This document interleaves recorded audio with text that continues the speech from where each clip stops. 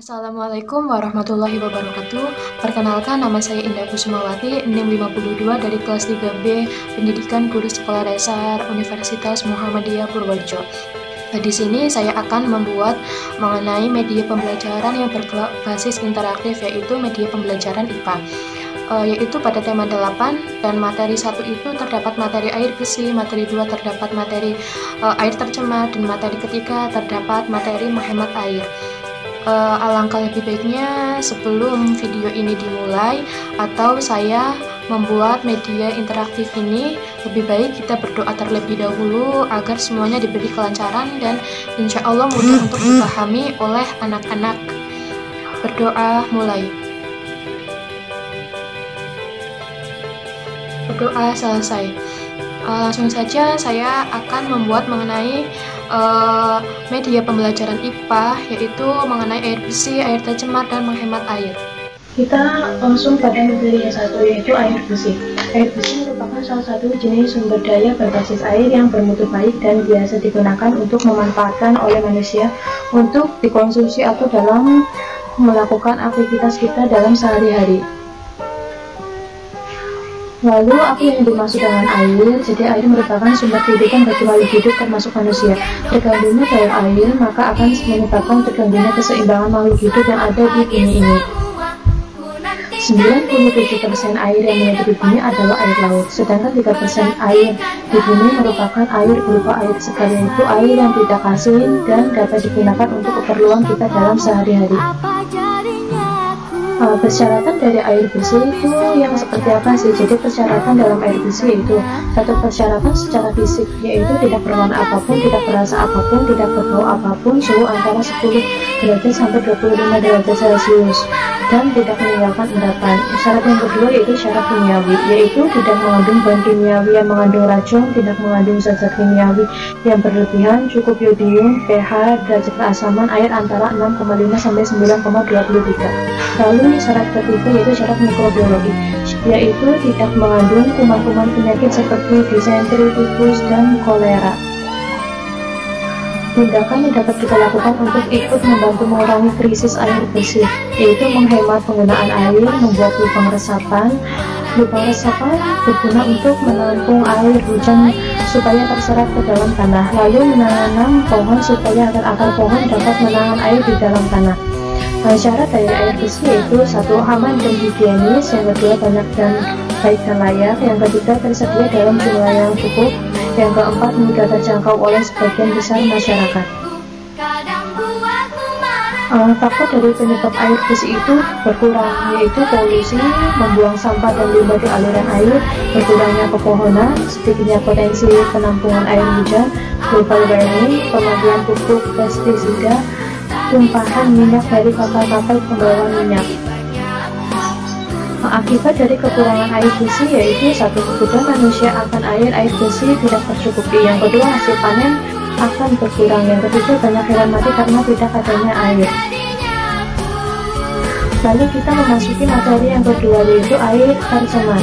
Pencemaran air merupakan kondisi ketika badan air terkontaminasi oleh zat-zat yang dapat menurunkan kualitas air.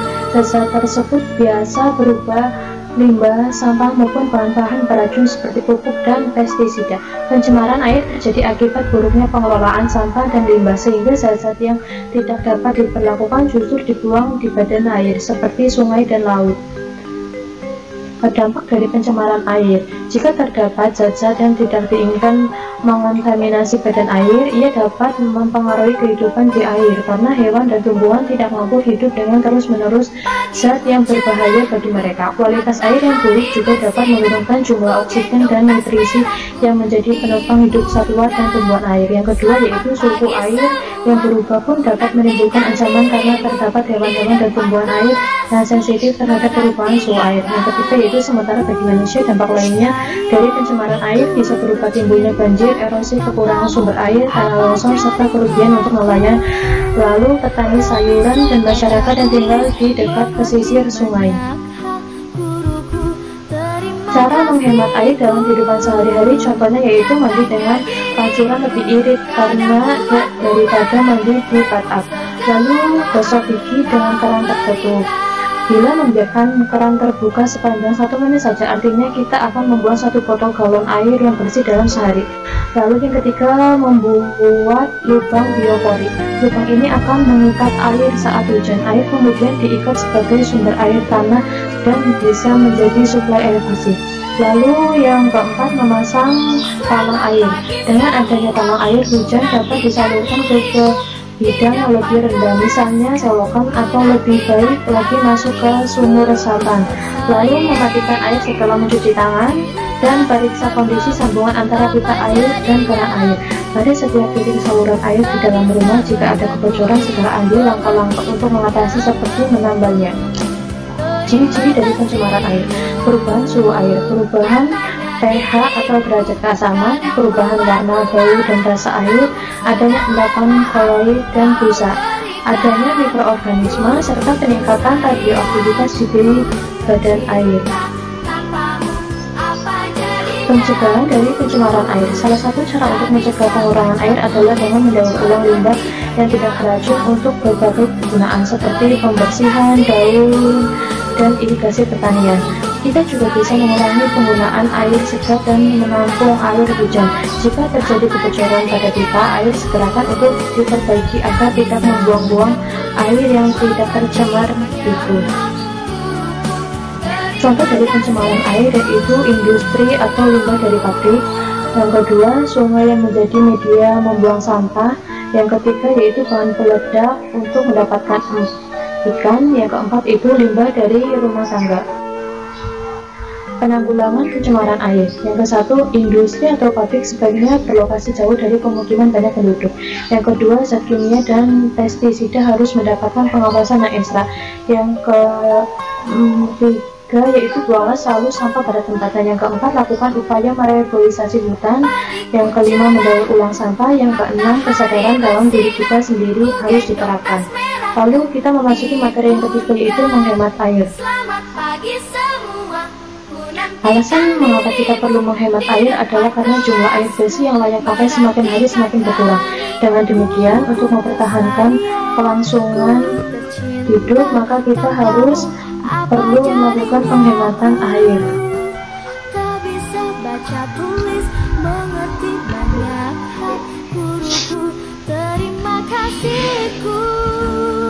Daur air merupakan siklus air yang terjadi terus-menerus, yaitu matahari adalah salah satu faktor terjadinya daur air.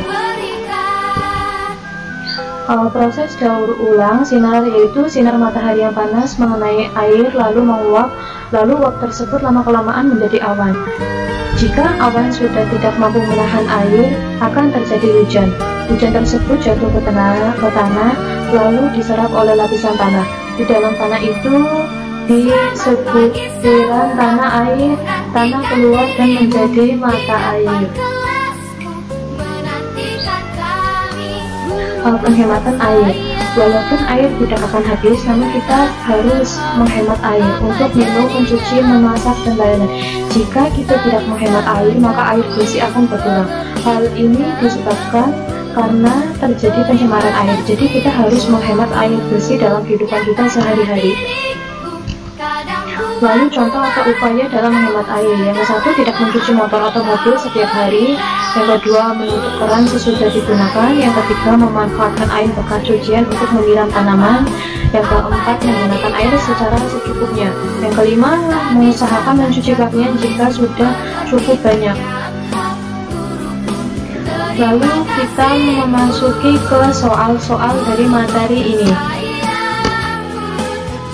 Soal 1. Dalam kehidupan sehari-hari, air banyak dimanfaatkan oleh kita. Salah satu dimanfaatkan air adalah untuk digunakan.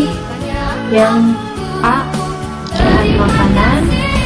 Yang B, bahan bangunan. Yang C, mencuci. Yang keempat, bermain.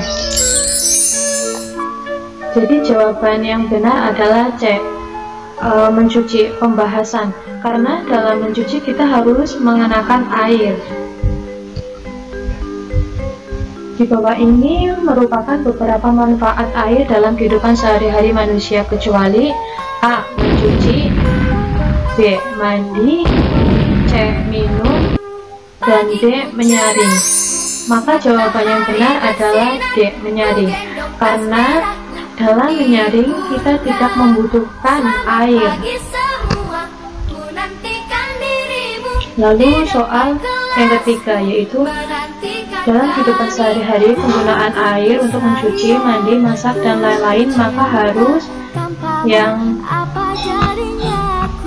A, boros, B, hemat, C, seenaknya, yang ke D adalah berlebihan.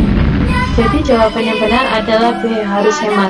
Karena kita harus selalu hemat dalam menggunakan air. Karena jika kita tidak hemat, maka pasokan air lama-kelamaan juga akan habis. Soal selanjutnya yaitu di bawah ini merupakan salah satu cara menghemat air adalah A, menggosok gigi dengan air secukupnya. Yang B, menyiram bunga dengan banyak air. Yang C,